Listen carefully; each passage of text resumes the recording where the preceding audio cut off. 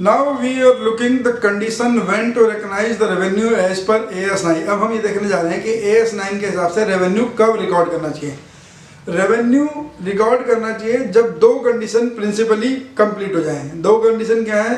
एक, there is no uncertainty about the consideration and collection of that consideration.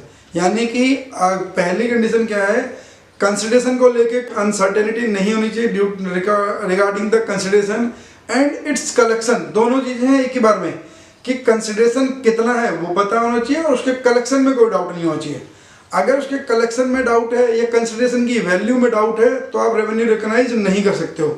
दूसरी चीज, you have transferred और delivered the goods to the buyer. आपने goods deliver कर दी हैं बायर को, ट्रांसफर कर दिए बायर को। Transfer means you have transferred the risk and reward associated to the goods to the buyer। उस गुड्स के साथ रिस्क और रिवार्ड जो भी हैं वो आपने बायर को ट्रांसफर कर दिया है, हैंड ओवर कर दिया है, तो आप रेवेन्यू रिकॉग्नाइज कर सकते हैं।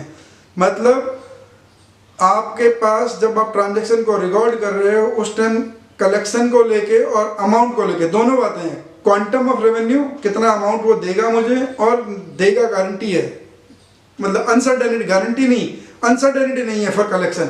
यानी कि अगर मान लीजिए मैं किसी कस्टमर को आज कोई गुड्स उधार में दे रहा हूँ, क्रेडिट में दे रहा हूँ, तो मैं रेवेन्यू तभी रिकॉर्ड करूँगा जब मुझे पता है कि ये पैसा मिल जाएगा।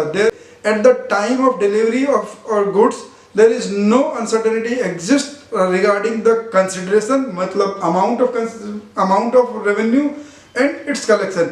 मान लीजिए मैंने किसी कस्टमर को कोई सर्विस दी है 50,000 रुपये की, तो मैं उसे बिल रेज तभी करूंगा जब मुझे पता है कि वो मुझे पैसे दे देगा। रेवेन्यू तभी रिकॉर्ड करूंगा जब पैसे देगा। मान लीजिए the services given to one of my close friend, मैंने अपने किसी बहुत क्लोज फ्रेंड को सर्विस दे दी है। अब मुझे पता है, पता नहीं पैसे देगा या नहीं देगा या कब देगा, तो मैं रेवेन्यू आज रिकॉर्ड नहीं करूंगा। 50,000 की सर्विस है, पूरे 50 भी देगा या नहीं देगा, तो ये अनसर्टेनिटी एग्जिस्ट कर रही है आज की डेट में, तो मैं रेवेन्यू रिकॉग्नाइज नहीं करूंगा। मान लीजिए उसने एग्री कर लिया कि मैं हाँ 50,000 पूरे दूंगा, लेकिन कब दूंगा पता नहीं, तो अब कलेक्शन को लेकर अनसर्टेनिटी हो गई, तो यानी कि अब भी मैं रेवेन्यू रिकॉग्नाइज नहीं कर सकता हूँ। दूसरी चीज थी डिलीवर्ड, ट्रांसफर्ड, मैंने सर्विसेज उसे दे दी हैं, मैंने गुड्स अपने बायर को दे दी हैं।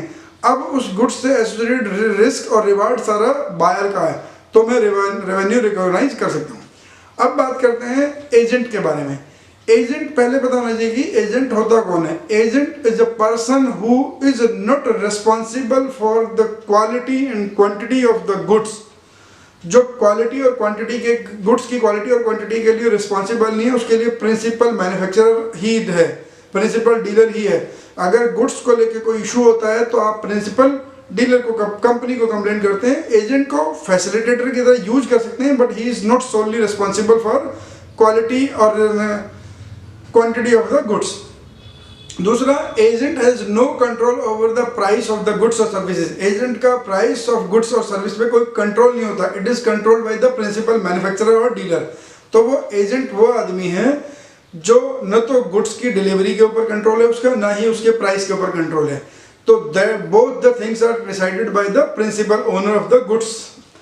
अब एजेंट का रेवेन्यू रिकॉग्नाइज करने के लिए हमें क्या करना है कि जो भी उसने ग्रॉस कलेक्शन करी है उसमें से केवल उतना पोर्शन उसको रेवेन्यू रिकॉग्नाइज होगा उसकी बुक्स में जितना उसकी कमीशन है और डिलीवरी चार्जेस हैं जो भी है। जो आज के डेट में आपने देखे होंगे बहुत सारे ऐप हैं, ऑनलाइन ऐप हैं जो एक मैन्युफैक्चरर से सामान उठाते हैं, एक ट्रेडर से सामान उठाते हैं और कस्टमर के घर भेज देते हैं। जिस मैन्युफैक्चरर और ट्रेडर का वो सामान पिक करते हैं तो उसमें उस सामान की कॉस्ट, उसका प्रॉफिट, अपना पोर्टल का चार्जेस, अपने डिलीवरी के चार्जेस, सारे चार्ज जोड़ के एक बिल अमाउंट बना के एक्स अमाउंट कस्टमर से कलेक्ट कर लेते हैं। तो लेट से आपने ऑनलाइन प्लेटफॉर्म से एक सामान खरीदा, गुड्स खरीदा जो 1000 रुपये का था, which includes GST, taxes basically, और cost of the goods, platform charges, everything. तो 1000 रुपये के अंदर लेट रिज्यूम की 700 रुपये तो प्रोडक्ट की कॉस्ट है और इंक्लूडिंग द डीलर मार्जिन, 100 रुपये का GST है, 200 रुपये का डिलीवरी चार्जेस का प्लेटफॉर्म का अपना चार्ज है। तो अब प्लेटफॉर्म वाला जो भी ऑनलाइन प्लेटफॉर्म है वो अपने लिए केवल 200 रुपये का रेवेन्यू रिकॉग्नाइज करेगा 100 रुपये जीएसटी के गवर्नमेंट अकाउंट में जाएंगे, 700 रुपये जो डीलर का अपना प्रॉफिट और कॉस्ट है वो डीलर को दे देगा। तो यानी कि जो प्लेटफॉर्म वाला है वो अपना रेवेन्यू केवल 200 रुपये रिकग्नाइज करेगा और कुछ नहीं, out of the collected amount 1000 rupees. ऐसे ही अगर आप डायरेक्टली भी कोई सेल कर रहे हो तो आपने कोई भी ग्रॉस कलेक्शन करी है तो उसमें से टैक्सेज और ट्रेड डिस्काउंट माइनस करने के बाद जो अमाउंट बचता है वो आपका रेवेन्यू होता है, उसको आप रेवेन्यू रिकग्नाइज करते हो एज पर AS9। This was all about the AS9। Thanks for watching. Please share, subscribe the channel.